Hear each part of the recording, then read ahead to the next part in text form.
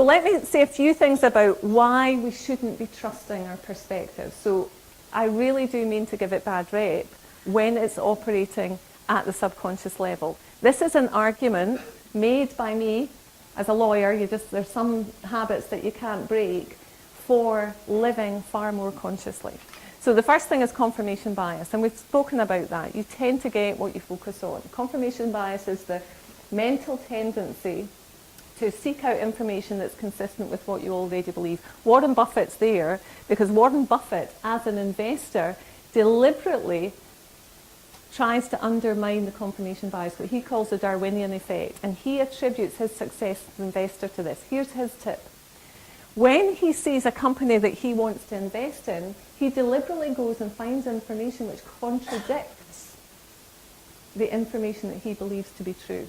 And when he finds that information, he sits with it for somewhere between 30 minutes and 3 hours until he can feel the roots of his prior belief come loose from the earth. And at that point, he balances the information and makes his decision. Now imagine if we applied that kind of thing to our relationships, to some of the stories that we tell ourselves every single day about ourselves, about situations, about events, about other people. The other mental tendency that we have is the Pygmalion effect, otherwise known as the Rosenthal effect. And let me tell you a story about Professor Rosenthal, which I think will illustrate the bias that I'm talking about. So Professor Rosenthal was a professor at Harvard, and in 1968 he decided he'd start a study at a school in South San Francisco. So he went to this school. Let's imagine Lynn, he came to see you in your classroom, and let's imagine Wendy, he came to see you in your classroom. And he said, Lynn, I've got this paper, this questionnaire, and it's called the Harvard Test of Inflected Acquisition. And what it does is it predictably identifies those pupils who are on the cusp of an intense intellectual bloom. So I want you to get the pupils in your class to fill it out, and so they do. And Professor Rosenthal takes the questionnaires and he says, oh my God, Lynn, you've got 3 in your class, and Wendy, you've got 2 in your class, one's red, one's green. You've got 2 in your class. And what I'm going to do, I'm very excited about this, he says, I'm going to come down every 3 months over the next 2 years, I'm just going to observe these pupils and see how they interact, see what's different about the way that they learn. And so he does that. And at the end of 2 years, sure enough, the 3 people in your class, Lynn, the 2 people in your class, Wendy, they are right up there, head and shoulders above the other pupils in their class. And Professor Rosenthal says, I made that up. Those pupils, those 3 in your class, the 2 in your, they were chosen entirely at random. But what I did notice when I came to see you, Lynn, is that when you were sitting with these pupils, you made more eye contact with them. You were more specific about the work you wanted them to do. You gave them more specific feedback. You gave them more encouragement. And so did you, Wendy. And it's that priming, what we call positive priming, that really engaged their sense of self, their confidence, and their own internal expectation that they would do well. Now we do that with one another all the time. We prime our children, we prime our partners, we prime the people whom we lead, we prime our colleagues, most of all we prime ourselves. So if you ever use away from language with yourself, stop it. Away from language is focusing on what you don't want. The brain can't process the syntax in that instruction. It's like me saying to you, pretend there's not a big elephant here wearing a blanket which is yellow with black polka dots. Stop doing it.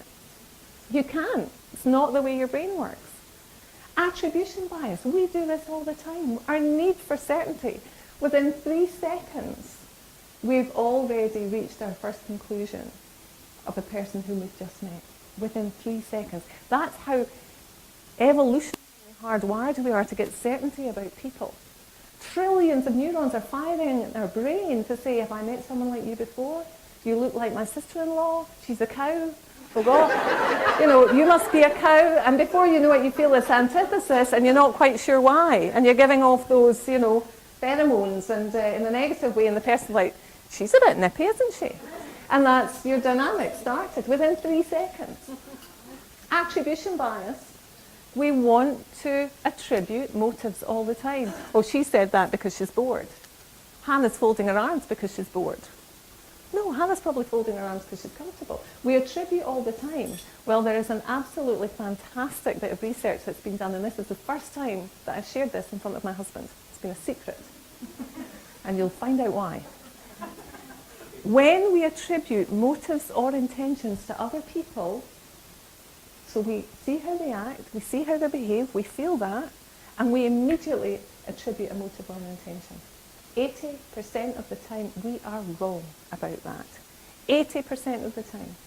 And yet we're so sure we're right. Even with friends and close family members, partners, husbands, wives, boyfriends, girlfriends, we're wrong 65% of the time. So when I think, well, Graham said that because of X, Y, and Z, I have to stop myself and say, well, the chances are, Emma, that you're wrong. And that's a handy bit of information for newly married couples, Stuart and Laura. So, and Weems, you should maybe just not mention that to Kirsty when you go back. So, attribution bias is this desire we have for certainty. You can't be certain. If you stay curious about your friends and your partners and your colleagues and actually ask the question, you're much more likely to be accurate.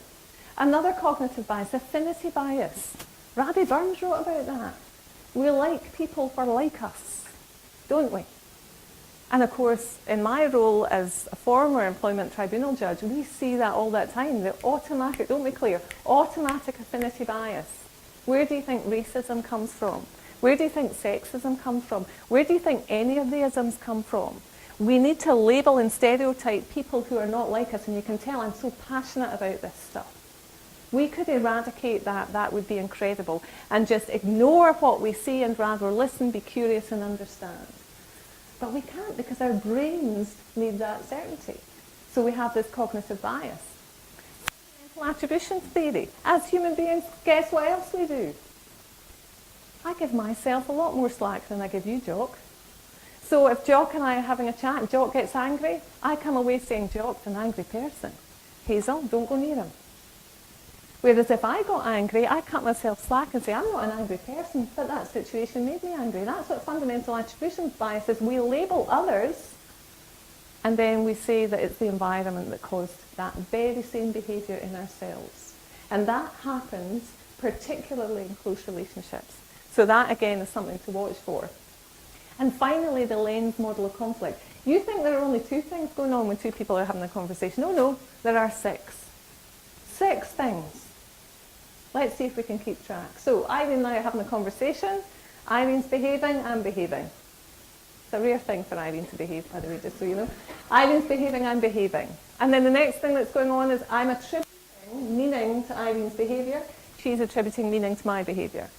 And then the next thing that's going on is Irene's going, what does that, my behaviour and her behaviour mean in the context of our relationship? Is this relationship going well or not well? And I'm doing the same. 6 things constantly in all these microseconds. And of course, I'm reading most of it from Irene's tone of voice and her body language. So no wonder we misunderstand each other so much of the time. So that's the argument for getting curious, for being conscious. And here's a little exercise for the anchoring bias. Does everyone know their mobile telephone number? More or less. That's amazing. That is actually amazing to have a room full of people who know what their mobile telephone number is. So what I want you to do, please, is think of the last 3 digits of your mobile phone number and write them down.